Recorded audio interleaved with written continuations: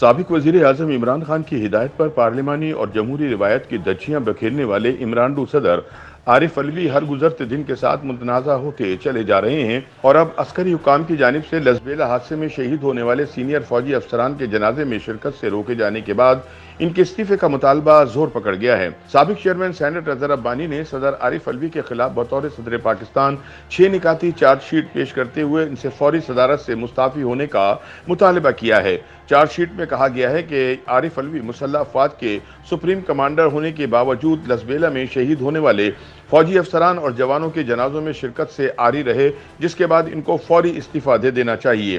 واضح رہے کہ 1 اگست کو بلوچستان کے علاقے لسبیلا میں بارشوں کے باعث سیلاب سے متاثرہ علاقوں میں امدادی کارروائیوں میں مصروف پاک فوج کا ایک ہیلی کاپٹر لاپتہ ہو گیا تھا، جس میں کور کمانڈر سمیت 6 افراد سوار تھے۔ بعد ازاں 2 اگست کو لاپتہ ہو جانے والے فوجی ہیلی کاپٹر کا ملبہ مل گیا تھا۔ اس دوران تحریک انصاف کے یوتھیا بریگیڈ نے سوشل میڈیا پر واہیات پروپیگنڈا کیا اور شہداء کے خاندانوں کے جذبات کا بھی خیال نہ کیا۔ چنانچہ جب صدر عارف علوی نے ہیلی کاپٹر حادثے میں شہید ہونے والے فوجی افسران کے جنازوں میں شرکت کی خواہش کا اظہار کیا تو عسکری حکام نے انہیں منع کر دیا۔ یہ پاکستانی تاریخ کا پہلا موقع تھا کہ کسی صدر کو فوجی شہداء کے جنازوں میں شرکت سے روک دیا جائے، جس کی بنیادی وجہ پی ٹی آئی کی جانب سے شہداء بارے کیے جانے والا زہریلا اور منفی پروپیگنڈا تھا۔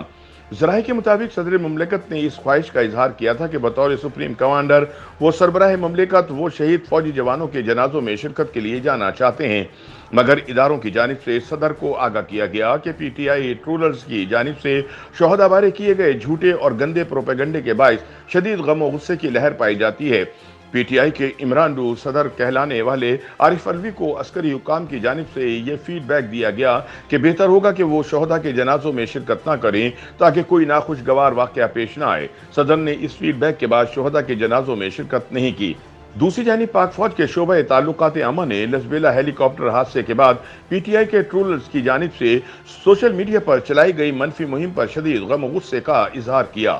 آئی ایس پی آر کے سربراہ میجر جنرل بابر افتخار کے مطابق ہیلی کاپٹر حادثے کے بعد منفی سوشل میڈیا مہم کے باعث شہداء کے لواحقین کی دل آزاری ہوئی، جس پر شہداء کے خاندانوں اور افواج پاکستان کے رینک اینڈ فائل میں شدید غصہ اور اضطراب پایا جاتا ہے۔ ان کا کہنا تھا کہ اس مشکل اور تکلیف دہ وقت میں پوری قوم افواج پاکستان کے ساتھ کھڑی تھی، لیکن کچھ بے حس حلقوں کی جانب سے سوشل میڈیا پر تکلیف دہ اور توہین آمیز مہم جوئی کی گئی، جو کہ قابل مذمت ہے۔ عسکری حکام کی جانب سے صدر پاکستان عارف علوی کو فوجی شہداء کے جنازوں میں شرکت سے روکنے کے بعد سابق چیئرمین سینٹ اظہر ربانی نے عارف علوی کے خلاف 6 نکاتی چارج شیٹ پیش کرتے ہوئے ان سے فوری استعفے کا مطالبہ کیا ہے۔ انہوں نے کہا کہ جو شخص صدر ہونے کے باوجود اپنے فرائض کی انجام دہی کے قابل نہ رہ جائے، اس کا اپنے عہدے پر برقرار رہنے کا کوئی جواز نہیں۔ اظہر ربانی نے الزام لگایا کہ صدر عارف علوی مسلسل ایک خاص سیاسی پارٹی کے مفادات کے لیے غیر آئینی اور غیر قانونی کام کرتے جا رہے ہیں۔